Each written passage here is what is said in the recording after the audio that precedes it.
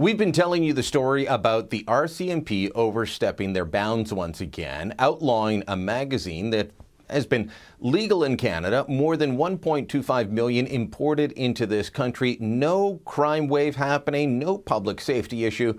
But I guess to justify their own existence, the lab rats at the RCMP gun lab decided that the magazine for the Ruger 1022, at least the high-capacity version, had to be banned. Why? They say it can fit into a pistol. Is that what the law actually says? Well, we've heard from Tony Bernardo at the CSSA that the law says no, the magazine and its legality, its classification is all dependent on what it was designed for. And this was clearly designed for a rifle. So what are gun owners across the country to do? Obviously, there's talk of legal action, a class action lawsuit, but what other recourse is there? Bob Zimmer is a Conservative MP. He's one of the chairs of is it the Outdoor Caucus, Bob, that you're part of? Or is it Outdoor Parliamentary Caucus, yeah. Okay. So I know that you are very active on the gun file. We've talked about this before. What can be done? What can members of Parliament, because there's going to be MPs from all parties that will hear about this, what can an MP do, given that the RCMP has already sent out this memo? I mean, I love changing the law by memo, but they've sent out this memo saying that this magazine's now prohibited. What can you guys do to try and fix this? Yeah, for one, as a member of Parliament and a representative of Canadians, I think it's my first job is to represent my constituents. And this is where what's required is a pushback towards a ruling by the RCMP that was really incorrect.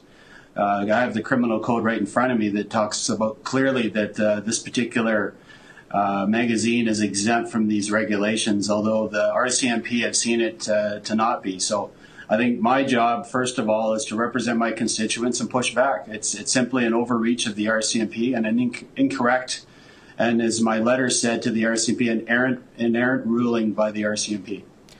So as a member of Parliament, as a legislator, as an elected representative, how do you feel? I mean, you know how difficult it can be to get a law passed, to change a law. And yet here, in effect, the RCMP have changed the law. They claim they haven't, that they've just changed classification.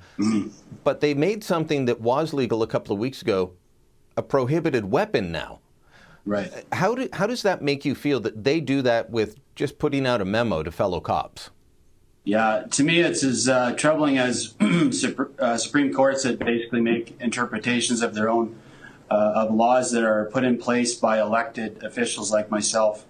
When you really consider the 338 members of Parliament that sit in the chamber, they're elected by 30 plus million people. Can be overruled by one person that's unelected. It's really troubling. And this is where I think it's a little bit bigger of an issue than just these 22 magazines.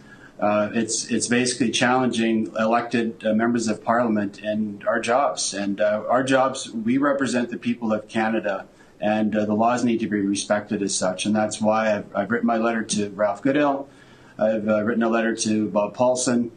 And we'll see where that goes. But I expect our laws to be followed in Canada. All right, so I'm assuming you've not heard back from Ralph Goodale, the Public Safety Minister, or from Commissioner Paulson yet? No, the letter I wrote to Paulson has been out for about a week. Some of the other letters have just gone out yesterday, so I don't expect an immediate response, but I do expect a response that's timely. And in your letters, tell us what you're saying. Are you asking them to walk this decision back, to change course? Yeah, absolutely. We're asking them to reverse an errant decision, a decision that was a wrong decision. Clearly in the code, it says right in front of me, it says paragraph 1A does not include any cartridge magazine that was originally designed or manufactured for use in a firearm that is chambered for or designed to use rimfire cartridges, and that's in the prohibited devices section of the criminal code. So to me, it's clearly exempt. I can read it that way. Anybody that reads it that way. The RCMP has simply made an errant decision in this case.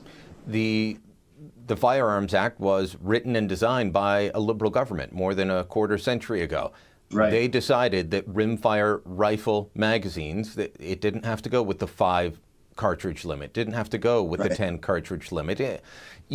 I'm told that they're not great, but I mean, you can have a 100 cartridge drum for a 22 if you want them. I hear don't buy them, but you can if you want. And there are other rifles.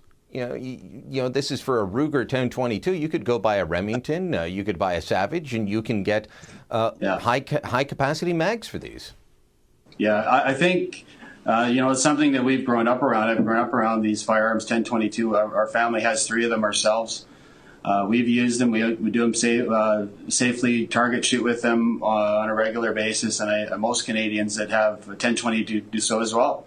So to do this, to me, is just looking at, again, it's a judgment that really, frankly, I haven't even seen the actual release from the RCMP yet myself. I've seen copies. Nothing has been sent to me as a member of Parliament to inform me that this is what they're doing. So I've heard it go around the internet, and I've seen actually, a reposting of a letter that was the notice. But it's troubling too that even as members of Parliament, the RCMP firearms division isn't keeping us apprised of really what's going on, and they're doing it sort of behind the door and trying to sneak it past us. Apparently in the summertime too, when we're not looking, and it didn't work, and we expect them to reverse the decision very quickly. My understanding is that members of the firearms community didn't even know about it. It was just originally, until an outcry happened, just sent to other police forces, and that's unacceptable. I want to ask you this, Bob. The previous government that you were part of passed the Common Sense Firearms Act. That made it explicit in the legislation that governments, governors and council, cabinet essentially, can overturn bad decisions of the RCMP. That legislation is still on the books. We know the Liberals are not fans of it. They say that the experts should be the only ones to make decisions. Doesn't this prove that the experts need oversight from elected officials? Yeah, absolutely.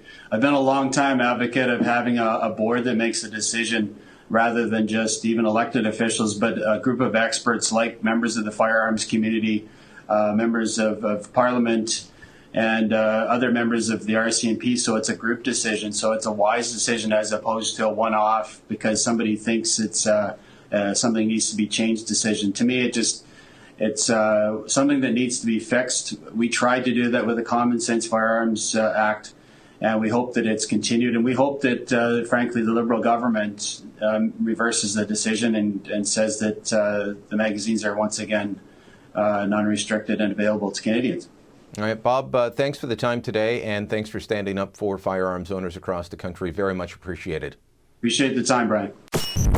Thanks for watching. Click here to never miss a Rebel update. Want even more of the Rebel? Well, click here to become a premium member.